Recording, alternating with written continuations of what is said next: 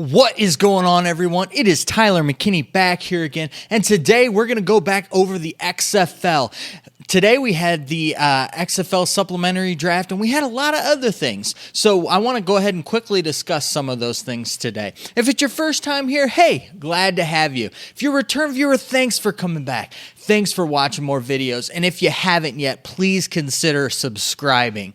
And remember, leave comments down in the comment section because I'm going to go through those comments and I read them and I try to respond to them the best that I can and give you guys the best information and have some dialogue back and forth. And if you put really good comments down there or give me really good suggestions on videos, I'll go ahead and I'll feature those in upcoming videos like I have with previous comments. So yeah, continue to keep that conversation rolling after the video. All right, let's not waste any more time.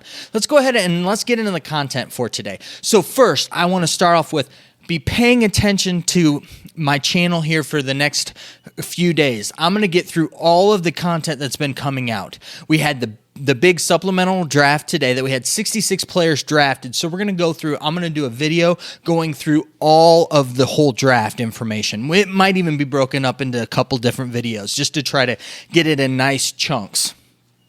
And also, too, we had 3 new quarterbacks that were assigned to teams today. So we'll go ahead and I will cover those guys in another video and kind of tell you my thoughts about all of them and do that in another video. So that will be coming up again today. So be looking back for that information as well. Now, what I want to get into real quick here, and I'm just warning you, spoiler alert, I'm going to go on a little bit of a rant here. So if you, if you like that thing, then this video is right for you. If not, hopefully you can take something from my perspective and, hopefully if you don't like it, give me some comments and some rebuttals why you don't like my stance and my point on that. So pretty much today, we can go ahead and pretty much Pro Football Talk, they got a hold of one of the XFL contracts. There's nothing new in this at all. With stuff we already know. We know that the base salary for the players are $27,000. And the guys who are going to be on the active rosters, each game they're active, they get, $16,000.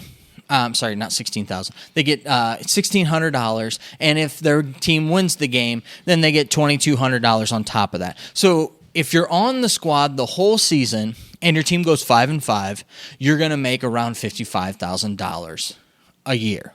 That's what you're going to make. Now, if you go through and your team wins all their games and do all that, you're going to be making somewhere around $74,000. That's just for the generic contract. Now, the big word that everyone is using here is the non-negotiable contract.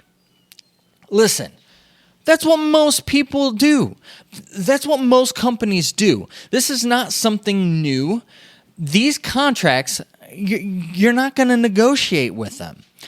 They are what they are. And the reality of it is that most of these players are in that position. They got to take what they're going to get.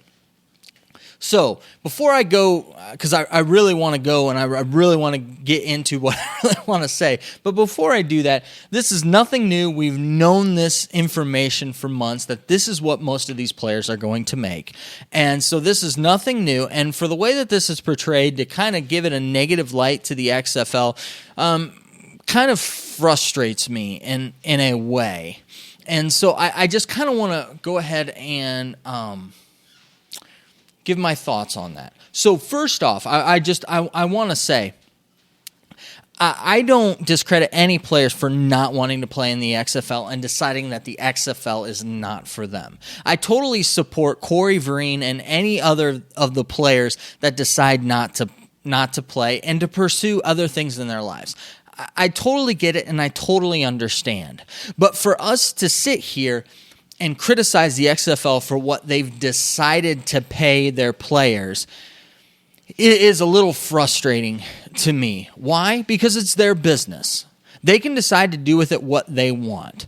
And the fact of the matter is that this is an opportunity for guys. This is not something right now, this is a startup league. They're not ready to put themselves out there financially. They haven't made any money. Pretty much they've just been putting money out there. And so they have these contracts, and granted, these are non-negotiable contracts, and these are contracts that they're in and playing through May. So all this money that they're making, let's just say, just for the sake of argument, they're making over 6 months, okay? So if they're averaging roughly around $55,000 a year, I've already explained that. Not a year, $55,000 for about 6 months of work. That means if you translate that to a year, then they're making somewhere probably around $110,000 a year on average, and that could go up to somewhere around $140,000 to $150,000 on the high end, and on the low end, you're looking at probably somewhere about $65,000 to $70,000 equivalent a year. That's what you're looking at, okay? So if you look at the totality of it, because they're only doing the XFL for 6 months, and it's a 6-month commitment, they can do what they want after May 31st. And the fact matters is I know that the draft for the NFL happens in April. So they're on contract through May 31st, and they can do whatever they want after May 31st. And the players that have been drafted, they've kind of, some of them have been picked up by the NFL teams, and it looks like we're going to be having another supplemental draft in January. How that's going to all transpire and unfold, we don't know yet, but it's looking more and more towards that they're going to have another supplemental draft to bring in other players that are wanting to play, guys off of practice squads that want to get into the XFL at that time. So you have that. So you got these guys that they're only working for the XFL for 6 months. I think that that's a pretty decent paycheck. But let's not even go there. I don't even want to go there. I want to go to the fact of this is an opportunity for you to do what you love. And that's what I want to focus on here. I want people to pursue what they love and to do what they love in life. I get the fact that they got to put food on the table, and that's not what I'm looking at here. I'm looking at persevering and sticking to it and really going through and going at your dreams in life. And this is an opportunity for these guys to get another shot at pursuing their dream and following their dreams at all costs. I mean, we all watch the movies. We've all seen those stories about the people who rose up from the ashes and that they went through all of these things, but they kept pursuing their dream, and that's what they wanted to do, and that's where they were going, and that's what I want to take this and look at. The XFL is giving these guys an opportunity to follow their dreams. The reality of it is that, especially in the sports industry and in the arts industry, you have to start at the bottom, and a lot of times you got to do a lot of work for free before you start making money. You got to prove yourself. And right now, these guys have to prove themselves. Now, granted, they prove themselves at a lower level to get the opportunity in the XFL, and they're going to prove themselves in the XFL to hopefully get an opportunity at the higher levels. And so that's what's going to happen here. But the fact of the matter is that you've got to prove yourself, and these guys got some proving to do. Now, granted, I think that there's a lot of good talent out there, and there's a lot of guys that haven't actually gotten a shot in the NFL. And see, that's the thing that why I see so much potential here, because there's a lot of guys on these squads that have never played a down in the NFL. They've been on practice squads and cut, practice squads and cut. And so these are guys who have been told that they're not even good enough, and they've never even been on a field in real live game application and in a game situation, because we know you've watched them before. You've seen great practice players go out there on the field and just bomb it and not be good at all. But when you get them on the practice field, they look amazing. And then you got other guys who you get them out on the practice field and they just don't look good at all. But yet you get them out there on the field, and for whatever reason, they are just a baller. It's game on, game time, and they're showing up, they're playing.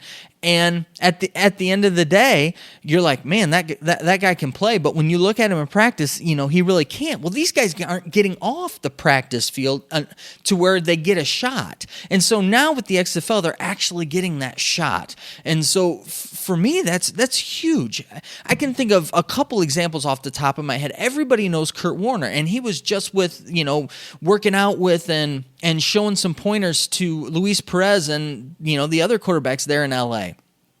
And so when I look at his situation, he was a guy who the NFL didn't want anything to do with him. And if you remember, he was talking about how he was bagging groceries there for a while. Listen, to follow your dreams, you got to do what you got to do. And sometimes you got to stick with it. Now, sometimes it's time to hang it up. It might be that. I don't know.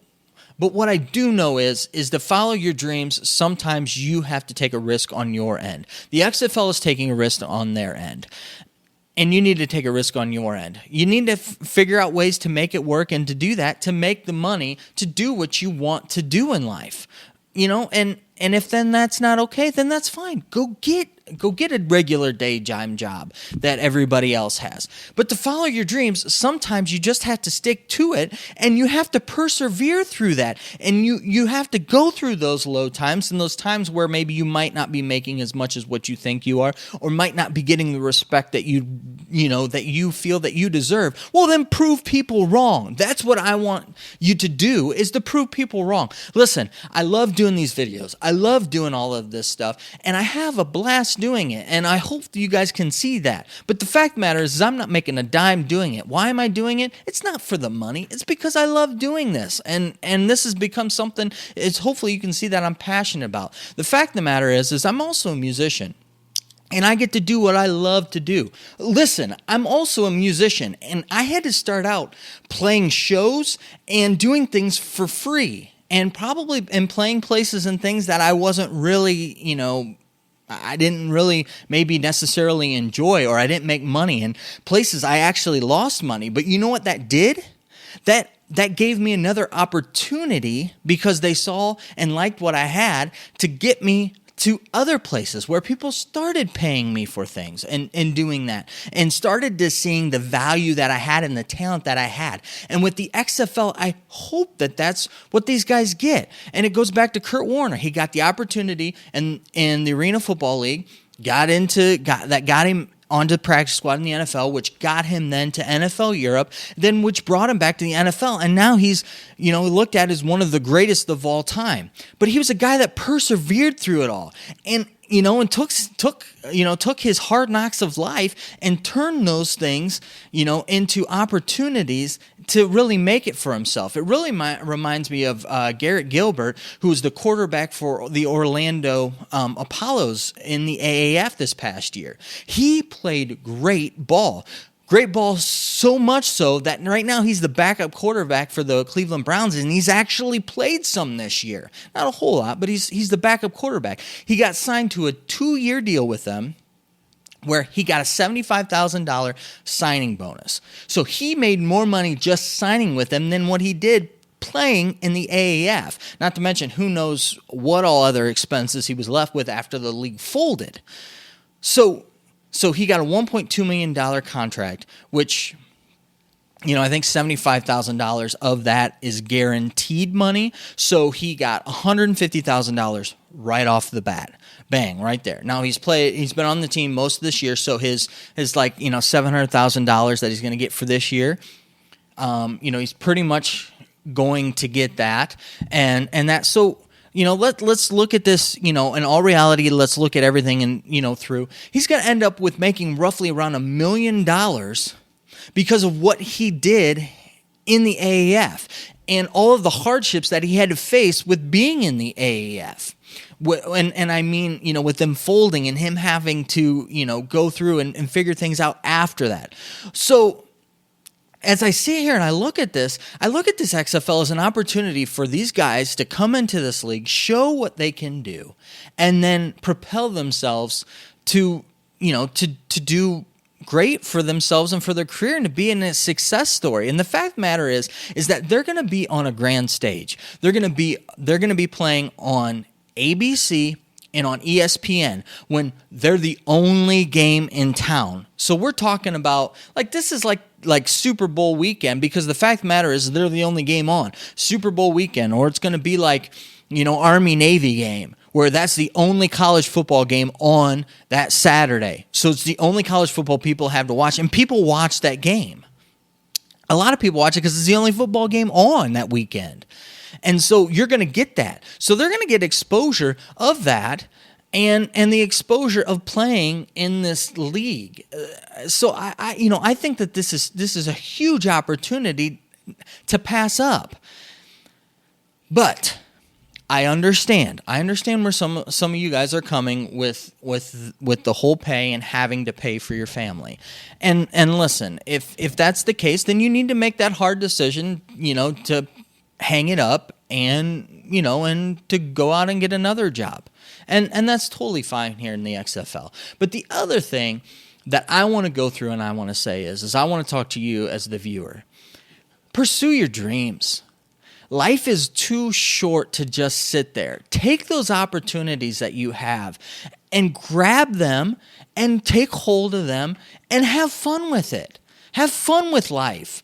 Pursue those things that you love to do, and in the end, feel good that you gave it your best shot, that you gave it everything that you had, that you knew that you just, you left it all out on the table, and feel good about that. You got an opportunity to do what you want to do. So as you're watching this, think about that. I don't know what it is, whatever that thing that is your dream, that's your passion, that you love to do. Go out and do it. In some capacity, you might not be able to play sports or do sports anymore, but go get into them.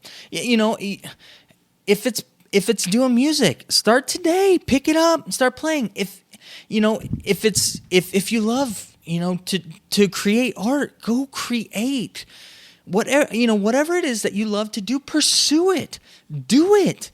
Go out and just enjoy it, because life is too short to just sit there and not enjoy your life.